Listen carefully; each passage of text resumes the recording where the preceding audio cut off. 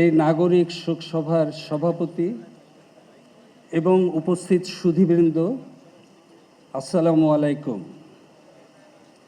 আমি দীর্ঘ 12 বছরেরও বেশি সময় ধরে ম্যাডামের চিকিৎসার সাথে জড়িত,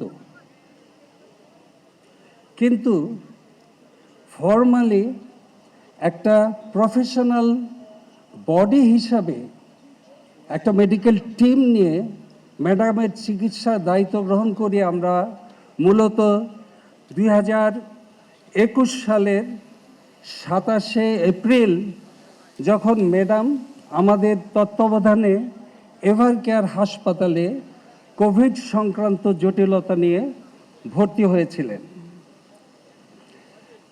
আমরা আমাদের তাতে ভর্তি হওয়ার পরপরই পরীক্ষা নিরীক্ষা করে অত্যন্ত বিস্ময় এবং উদ্বেগের সাথে দেখতে পাই যে ম্যাডাম লিভার সিরোসিসে আক্রান্ত, এবং মেডিকেল ইউনিভার্সিটির যে চিকিৎসক দল, সরকার নির্ধারিত চিকিৎসক দল ওনার চিকিৎসা করছিলেন, তারা ওনাকে মিথোট্রেক্সেট নামে একটি ট্যাবলেট খাওয়াচ্ছিলেন, যেটা নির্দেশ দেওয়া ছিল নিয়মিত খাওয়ার জন্য।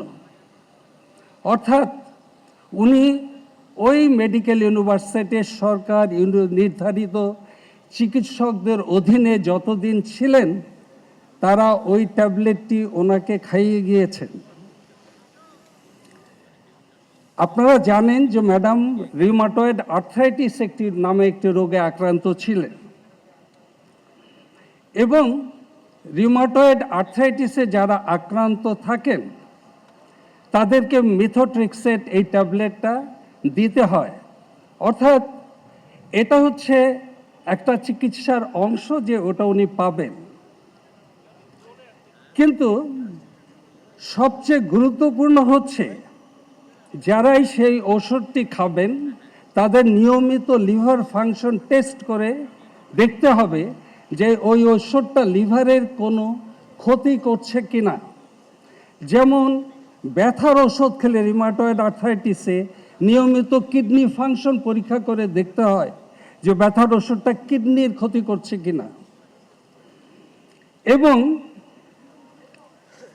ওনার এই দীর্ঘ সময়ে যতদিন উনি ইউনিভার্সিটি হসপিটালে সরকার নির্ধারিত চিকিৎসকদের অধীনে চিকিৎসাধীন ছিলেন, আপনারা শুনে অবাক হবেন যে ওনার লিভার ফাংশন টেস্ট আমাদের কাছে তথ্য আছে, কনসিস্টেন্টলি খারাপ দেখাচ্ছিল। It was showing that her liver is being damaged. কিন্তু একটা আলট্রাসোনোগ্রাফি পর্যন্ত ম্যাডামের করা হয় নাই। Would you believe it? A patient like madam Khaleda Zia, she was admitted in a hospital, university hospital, where she was under care of so-called specialist doctors, যাদের আন্ডারে ছিল। ওনার একটা আলট্রাসোনোগ্রাফি পর্যন্ত করা হয়নি 1.5 বছরে।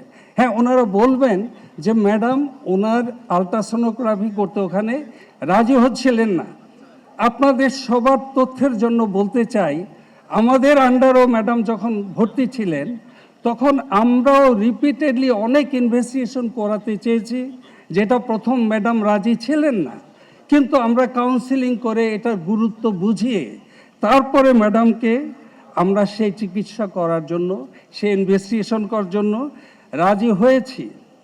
এমনকি ওই সময় লিভার ফাংশনটা খারাপ দেখার পরে উনি বারবার চেয়েছেন যে ওনার পছন্দের চিকিৎসককে মেডিকেল বোর্ডে অন্তর্ভুক্ত করা হোক।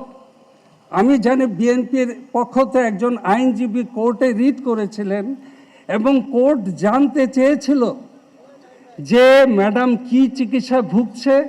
আপনারা সেই ডকুমেন্ট দেখলে দেখতে পাবেন অবাক বিস্ময়ে যে সেই ডকুমেন্টে বঙ্গবন্ধু মেডিকেল ইউনিভার্সিটি, তৎকালীন মেডিকেল ইউনিভার্সিটির যে চিকিৎসকরা কোর্টকে রিপোর্ট দিয়েছিল, সেখানে লিভারের রোগের কোনো উল্লেখই ছিল না। অর্থাৎ they were not aware or they hidden the true fact যে ম্যাডাম লিভারের রোগী। অনেকেই প্রশ্ন করেন যে ম্যাডামকে কি স্লো পয়জনিং করা হয়েছিল? আমার as a specialist, as her chief physician, আমার উত্তর হচ্ছে methotrexate was a drug that accelerated her fatty liver disease to cirrhosis of liver. In that context, that drug acted like slow poison. আজ দেশের লক্ষ কোটি মানুষের বুকের ভেতর একটা আফসোস, সারা জীবন গণতন্ত্রের জন্য, মানুষের জন্য, ভোটাধিকারের জন্য সর্বোচ্চ ত্যাগ স্বীকার করা মানুষটি যদি আর কিছুদিন বেঁচে থাকতেন, যদি দেখতে পেতেন মানুষ নির্ভয়ে ভোটাধিকার প্রয়োগ করছে, তাহলে কতই না ভালো লাগতো আমাদের জন্য। ম্যাডাম খালেদা জিয়ার এ ধরনের অবহেলা লিভার ফাংশন দ্রুত অবনতি ঘটিয়ে ওনাকে মৃত্যুর দিকে ঠেলে দিয়েছিল। That was A wilful negligence. এটা ইচ্ছাকৃত অবহেলা, এটা একটা অমার্জনীয় অপরাধ। এটা ওনাকে হত্যা করার সুদূর প্রসারী পরিকল্পনার অংশ ছিল কিনা তা খতিয়ে দেখা প্রয়োজন। এছাড়াও ওনার ডায়াবেটিস এবং আর্থ্রাইটিসের চিকিৎসায় অবহেলার সুস্পষ্ট প্রমাণ আমাদের কাছে আছে।